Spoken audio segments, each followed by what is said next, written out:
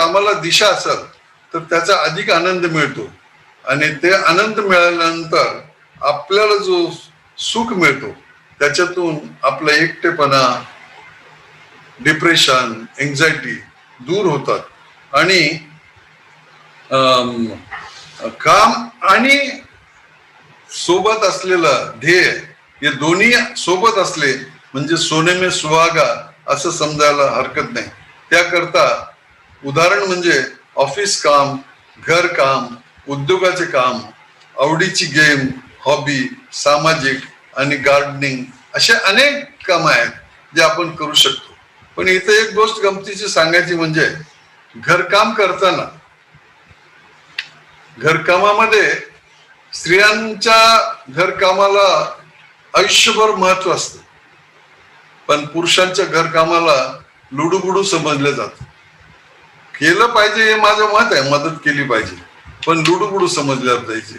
म्हणून काम करताना घरकाम जरी केलं तर आपण वेगळं काम नक्कीच बघितलं पाहिजे आणि ते केलं पाहिजे. त्याच्याने आपल्याला मनाला प्रतिष्ठा प्राप्त होते आणि सुख प्राप्त होते. गप्प आणि गुपचूप जगण्यापेक्षा सर्वांशी बोलण्याने मेंदू तल्लक राहतो आणि जर आपण गप्प बसण्याची सवय लागली तर डिमेन्शिया, अल्झायमर यासारखे आजार होतात. कारण बोलल्याने मात्र मेंदूमध्ये रक्तप्रवाह आणि हार्मोनचा प्रवाह सतत चालत असतो. प्रत्येकाने सकारात्मक मानसिकता ठेवली पाहिजे. सकारात्मक मानसिकता असणारी व्यक्ती नेहमी अर्धा ग्लास भरलेला आहे असेच म्हणणारे असतात. ते कधीही अर्धा ग्लास रिकामा आहे असे म्हणत नाही. त्यांना निगेटिव्ह बोलण्याची सवयच नसते. अर्थातच ते नेहमी पॉझिटिव्ह थिंकर्स असतात, त्यामुळे त्यांना अनेक अडचणीवर मात करता येते. आणि आपल्यामध्ये ती सवय नसेल तर कुणी असं समजू नये की मला ते जमत नाही म्हणून.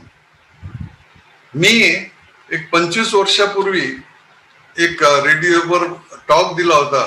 त्याच्यामध्ये मी टॉकवर मध्ये सांगितलं होतं की स्वभावाला औषध असते. त्यावेळी रेडिओ स्टेशन वाल्यांनी सांगितलं होतं की स्वभावाला औषध नसते, म्हणून मी ऐकलंय. तर स्वभावाला औषध असते हे कसं? तर मी त्यांना सांगितलं की मी माझ्या जीवनाची घडी नेहमी बदलत गेलो आणि त्याच्यावरून मला असं कळलं की माणसाने ठरवलं तर माणसाचा स्वभाव बदलू शकतो आणि हे मी लोकांसमोर मांडू इच्छितो आणि म्हणून ते टॉक त्यावेळेला दिलं होतं. तर त्याच्यामध्ये एकच गोष्ट आहे की आपला दृढ निश्चय पाहिजे आपले दोष स्वीकारण्याचा, चांगल्या गोष्टी आपण बघितल्यानंतर स्वीकारण्याचा. आपण बऱ्याच वेळा सांगतो की त्याच्याकडे किती हॉस्पिटॅलिटी छान आहे, ते किती लक्ष देतात आपण गेलो म्हणजे. आता या दोन गोष्टी साध्या आहेत, तुम्हाला करता येणार नाही का? पण ते आपण कधीच करत नाही, कारण ते त्यांच्या पदरात बांधलेले आहे क्रेडिट. तर असं न करता आपण हे बदल स्वीकारले, आपले दोष स्वीकारले तर आपल्या स्वतःमध्ये पॉझिटिव्ह थिंकिंग डेफिनेटली येऊ शकते. हे मी सर्वांना आग्रहपूर्वक सांगू इच्छितो. तसंच प्रत्येक समस्या समजायचे नाही, त्याच्यात सोल्युशन काय हे बघायचं. मग सोल्युशन हा 90% असेल, 95% असेल, 98% असेल. त्यामुळे समस्येमध्ये नैराश्य निर्माण होत नाही. प्रत्येक समस्यावर मात करण्याची मानसिकता तयार होते.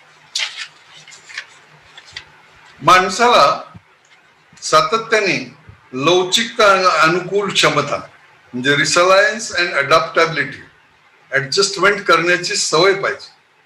जीवनात वेळोवेळी बदल येणे हे अपरिहार्य आहे आणि बदलामुळे अवघड व्हायचे की बदलाला सहज स्वीकारून ऍडजस्ट करून घ्यायचे, हे तुमच्यावर अवलंबून आहे, आपल्या मनावर अवलंबून आहे. त्यामुळे सर्व परिस्थितीवर मात करून आनंदी जगण्याचा मार्ग सुकर होतो. म्हणून आपल्यामध्ये लवचिकता आणि ऍडजस्टमेंट हे दोन गुण हे नसले तर ऍड केले पाहिजे. आणि उदाहरण द्यायचं म्हणजे आपले सैनिक असतात सीमेवरचे, आधी जुन्या इक्विपमेंटवर काम करतात, आता नवीन इक्विपमेंटनी लढाई करतात. ते शिकतात की नाही.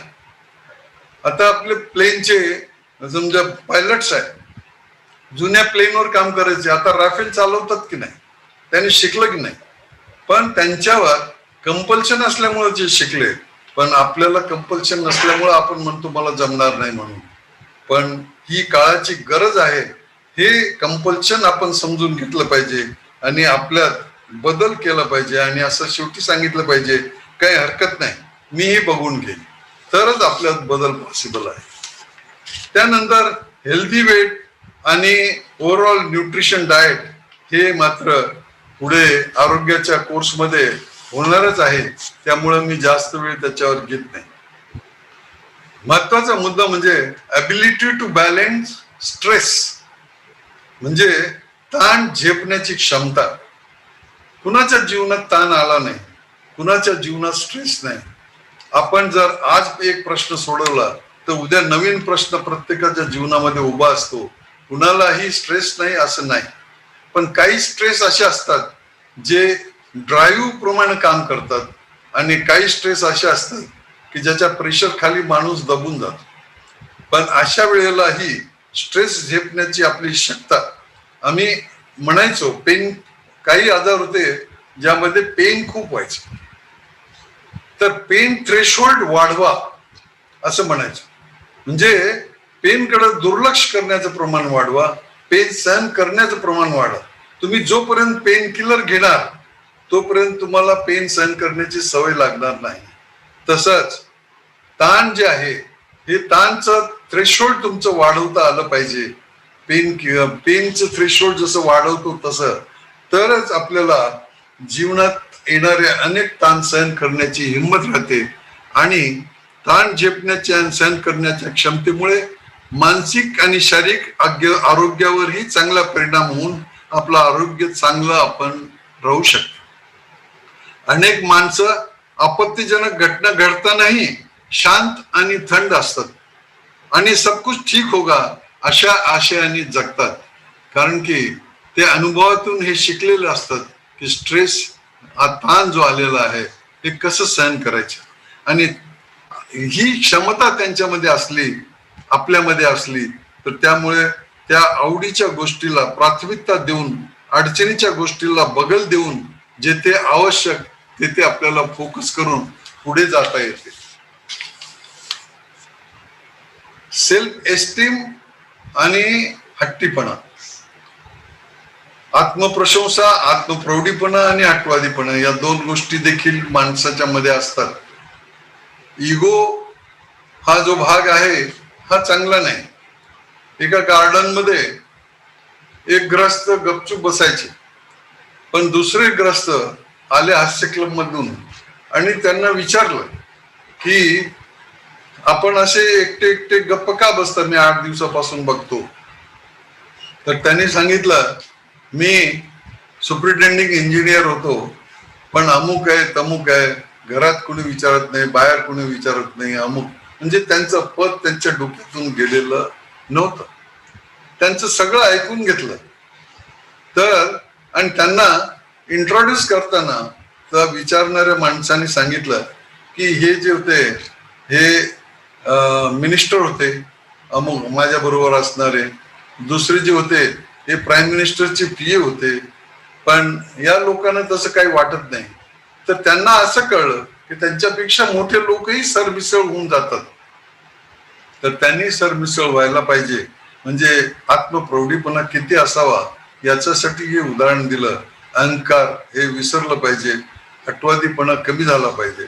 काही वेळेला हा जो कॉन्फिडन्स असतो त्यामुळे न होणारी कामं होऊन जातात. नातेसंबंध आणि सामाजिक प्रतिष्ठा, एकांतवासात डिप्रेशन आणि एन्झायटी निर्माण होते, आपण बघितलेलंच आहे. पण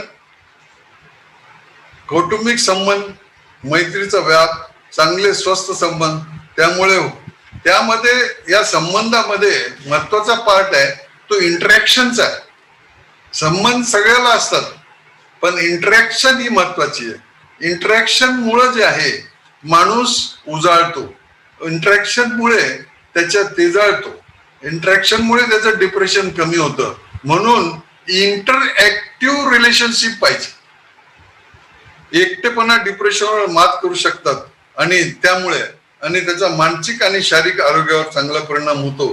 तसेच अशी माणसं आपसात घट्ट संबंध निर्माण करतात, धार्मिक सामाजिक संघटनात्मक कार्यात भाग घेऊन आजूबाजूला पॉझिटिव्ह ऊर्जा निर्माण करतात व त्यामुळे समर्थ राहतात, सक्षम राहतात. शेवटी एक म्हणेल की जीवनात आनंदी राहण्यासाठी आपण आपल्याला आवडेल त्या व्यवसायाची, त्या कामाची निवड करावी. कारण की आपली प्रगती ही आवडत्या कामामध्ये जेटच्या गतीनं होतं, तर नावडत्या कामामध्ये बैलगाडीच्या गतीनं प्रगती होते आणि मनाला स्वास्थ्य लाभत नाही. म्हणून 60 नंतरचे जे काम करतो त्याच्यामध्ये आवडीचे काम करावे. काही वेळेला आर्थिक दृष्टिविवंचनमध्ये आपल्याला पोटासाठी म्हणून काम करायचं असतं. आपण तो भाग हे गृहीत धरलं नाही की आर्थिक व्यवस्था आहे. काही कुटुंबांना या वयामध्ये आर्थिक व्यवस्था नसेल, पण त्याच्यामध्ये डाऊनग्रेडेड काम का असेना, पण आर्थिक व्यवस्थेमध्ये स्वीकारलं पाहिजे. कारण की तुमची गती कमी झालेली असते. फक्त तुमच्या प्रामाणिकपणा आणि अनुभवासाठी माणूस जो आहे तुम्हाला एंगेज करत असतो. तर तुम्ही डाऊनग्रेड काम जरी असलं तरी आपल्या विवंचनेला दूर करण्यासाठी स्वीकारावं, पण सार्वजनिकरित्या आपल्या आवडीचं काम मात्र करत राहावं असं मला वाटतं. सोबतच आपण श्रीमंत असो की गरीब भेदभाव मनात न ठेवता औदार्य असलं पाहिजे. मनाचा मोठेपणा असावा. औदार्य असण्यासाठी पैशाची गरज नसते, मनाचा मोठेपणा लागत असतो. पण प्रत्येकाला औदार्य म्हणलं की असं वाटतं कोणतरी पैसे मागला आणि आपल्याला द्यावं लागलं. तसं नसतो. आपण प्रेम ठेवलं, शब्दाने मदत केली, मार्गदर्शनाने मदत केली तरी प्रत्येकाच्या जीवनामध्ये त्याचा उपयोग होतो. आणि एखाद्या वेळेस अडचणीच्या वेळी कुणी मागितलं तर आपण प्रामाणिकपणे जर सांगितलं ते शक्य नाही तरी दुरावा निर्माण होत नाही. हा माझा अनुभव आहे. म्हणून प्रत्येकाने औदार्य ठेवावं, मनाचा मोठेपण ठेवावं, एक दुसऱ्याला सन्मान द्यावा. सन्मान देताना याचा विचार करू नये की मी सर्जन होतो, हा तर काय BSc ला डॉक्टर होता, मी तर अमुक होतो, हा तर काय अमुक होता, मी वैज्ञानिक आहे, हा तर काय विद्यार्थी आहे. या गोष्टी मनात आणल्या नाही पाहिजे. आणि त्याच्यासाठी मी म्हणतो की फ्लॅट वर्किंग मॉडेल असावे. म्हणजे जे एका प्लॅटफॉर्मवर एकाच लेवलवर प्रत्येक माणसाने वागायला शिकलं पाहिजे एक दुसऱ्याबरोबर. कुटुंबामध्ये देखील याचा फार महत्वाचा रोल असतो. पितृसत्ताक वर्चस्व कमी करायला पाहिजे. मार्गदर्शनाची स्टेज असते पण सत्ता करण्याची वेळ नसते. पितृसत्ताक जे आहे वर्चस्व कमी केल्यानंतर कुटुंबामध्ये जे आनंद असतो त्याचा अनुभव घ्यावा. कुटुंबाबरोबर वेळ घालवताना तरुणांना आदराने वागवायला पाहिजे. बऱ्याच वेळा आपल्या जवळचे असतात म्हणून तरुणाबद्दलचं आपल्याला कौतुक नसतं आणि म्हणून आपण त्यांना लहान मुलासारखंच वागवतो किंवा तसंच बोलतो. पण तसं न करता आपण उच्च भाषेमध्ये आदराने त्यांच्याशी बोललो तर मला असं वाटतं की जरी आजच्या रीतिरिवाजामध्ये बसत नसलं तरी हे अत्यंत महत्वाचं एज्युकेशन मला लहानपणी माझ्या आईने सांगितलेलं आहे. मी एकदा आपण तुमच्या ऐवजी तू बोललो, इवन आपच्या ऐवजी तुम बोललो तर मला आईने चापट मारली होती की तुझी भाषा किती खराब आहे म्हणून. तर मला असं वाटतं की आपण उच्च भाषेमध्ये बोलावा, आदराने बोलावा, एक दुसऱ्याबद्दल सन्मान ठेवावा आणि आनंद घ्यावा. मानापमानाच्या उतरंड चा विचार करू नये. ग्रेडिंग ऑफ मानापमान याचा विचार करू नये. कार्यक्रमात मी पुढे बसलो की मागे बसलो, मी कार्यक्रमात होतो इज इनफ. तुम्ही जिथं बसाल तिथं लोक येतील ना बाबा तुमच्यामध्ये दमच, पण पुढं बसलं आणि मागं बसलं हा मानापमानाचा जो सूर असतो तो नसावा. निर्णय प्रक्रियेमध्ये सर्वांनी भाग घ्यायला पाहिजे, सर्वांना प्रतिनिधित्व दिलं पाहिजे, सर्वांना चर्चेत भाग घेऊन सामावून घ्यायला पाहिजे आणि आपल्याला सक्षम सामर्थ्यवान होण्याची भरभराट पाहायला मिळेल. हे सर्व जर आपण केलं तर सक्षम सामर्थ्यवान होण्याची भरभराट पाहायला मिळेल व आपण आनंदी राहू शकतो. बेसिकली या वेळेला मी समापन करण्याच्या अगोदर एक महत्वाची गोष्ट सांगू इच्छितो, ती म्हणजे की आपल्या पूर्वजांनी त्या काळच्या सोशल सिस्टीम नुसार आश्रम काढले होते. त्या आश्रमाचा बोध एवढाच आपल्याला पाहिजे की सोशल सायन्स हे काळाप्रमाणे बदलत असतं आणि जेव्हा हे बदलत असतं तेव्हा आपलं पूर्वीचं जे सायन्स आहे त्याला आपण बेसमेंट समजून फाउंडेशन संपून त्याच्यामध्ये काय बदल केला म्हणजे आजच्या फाउंडेशनला आजच्या काळाला सुरू होईल, याला मी न्यू नॉर्मल म्हणतो माझ्या जीवनामध्ये, की new normal in today social life. आणि हे जे आहे आपल्यामध्ये आपण निर्माण केले पाहिजे. प्रत्येकाच्या गावात प्रत्येक ठिकाणी हे न्यू नॉर्मल थोडे बहुत वेगळे असू शकतात, पण हे न्यू नॉर्मल एक्सेप्ट करण्याची भूमिका ही आपल्याला सुखावून जाईल, आपले दुःख कमी होईल, आपल्या मनावरचा बोजा कमी होईल असं मला वाटतं. आणि एवढं बोलून मी माझं भाषण तर संपवतो, पण ते संपवताना एक शेर तुम्हाला सांगू इच्छितो की एक कतरा ही सही मौला, एक कतरा ही सही मौला लेकिन ऐसी नियत दे, एक थेंब का असं न देव पण असं माझं मन असं उदार ठेव, किसी को प्यासा अगर देखूं तो दर्या हो जाऊं. मला कुणी प्यासा भेटला तर मी दर्या होऊन जावं आणि त्याची तहान भागवावी असं मला मन दे देवा, अशी माझी प्रार्थना आहे. एवढं संपल्यानंतर माझ्या पुष्टीसाठी एक इंग्लिश व्हिडिओ आहे, तो मला वाटतं 1-1.5 मिनिटाचा असेल. तर ते एवढ्यासाठीच आहे की भारतामध्ये आपण बोललेलं पटत नाही, पण पाश्चिमात्याकडून आलेलं आणि डॉक्युमेंटेड जे गोष्टी आहेत त्या लोकांना पटतात. म्हणून मी तो 1-1.5 मिनिटाचा व्हिडिओ तुम्हाला दाखवला, ज्याच्यामध्ये हेच मुद्दे त्यांनी निर्माण केलेत युनिव्हर्सिटीमध्ये अभ्यास करून, ज्याची चर्चा आपण आता केली. मी माझं बोलणं संपवतो, रजा घेतो. धन्यवाद.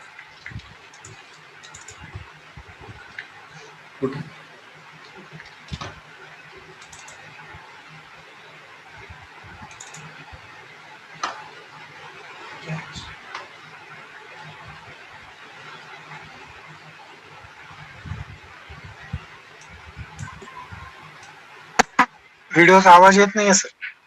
आवाज नाही येत. पुन्हा आवाज काय येत नाही? हा,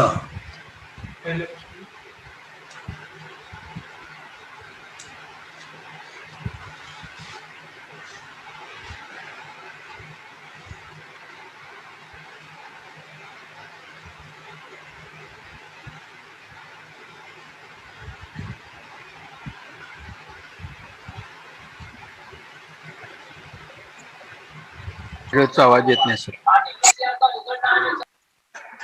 आवाज येत नाही म्हणतात तुम्ही.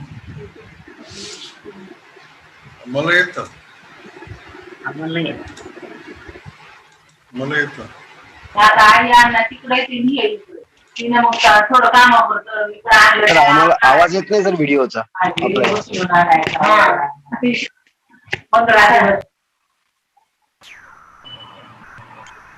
जाऊ दे चला. हेलो, वो उसमें इंसर्ट करते वक्त विथ ऑडियो ऐसा इंसर्ट करो. एक मिनिट, वो वीडियो इंसर्ट करते वक्त उसमें विथ ऑडियो ऐसा इंसर्ट करना पड़ेगा. विथ ऑडिओ इन्सर्ट करा तो व्हिडिओ.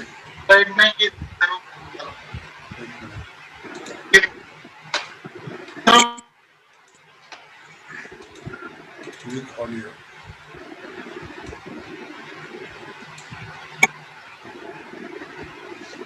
एक मिनिट हा, करू लागलो.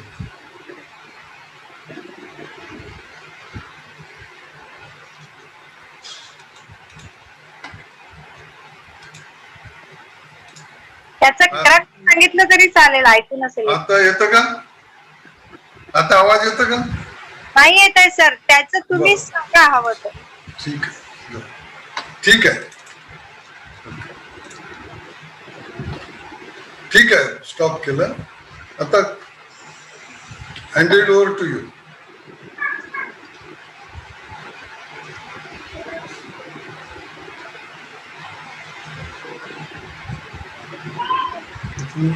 तर मी प्रयत्न करून बघतो. तुमचं स्क्रीन शेअर बंद करा.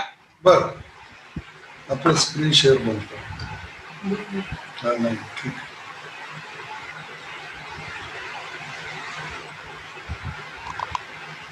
कोणाला प्रश्न असतील तर टाकू.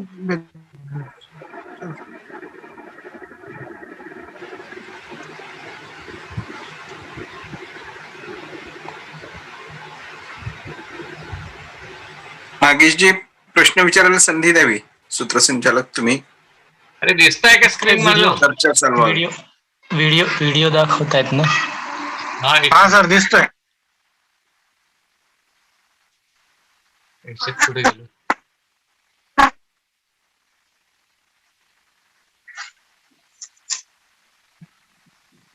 मलाच दिसत नाहीये. आम्हाला दिसतो पण इकडे. सर स्क्रीन दिसते. नाही, व्हिडिओ दिसतो. स्क्रीन दिसताय? हो, दिसतोय. तर फक्त स्क्रीन दिसला पण सुरू नाहीये व्हिडिओ. एक मिनिट.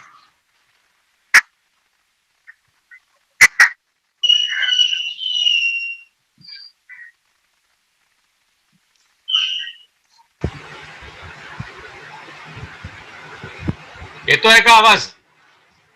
नाही, हा, नाही, नाही नाही सर, येत नाही आवाज, येत नाही. नाही, एक minute.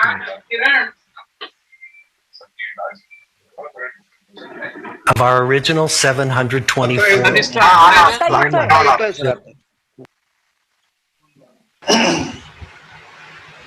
old age to see what really keeps people happy and healthy. For 75 years, we've tracked the lives of 724 men. About 60 of our original 724 men are still alive, still participating in the study, most of them in their 90s.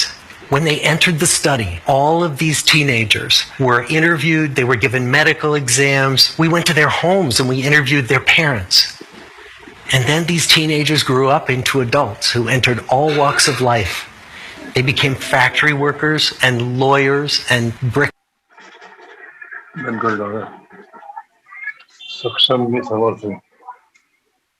गेला आवाज. नाही. गेलाय video परत. आवाज पण गेलाय.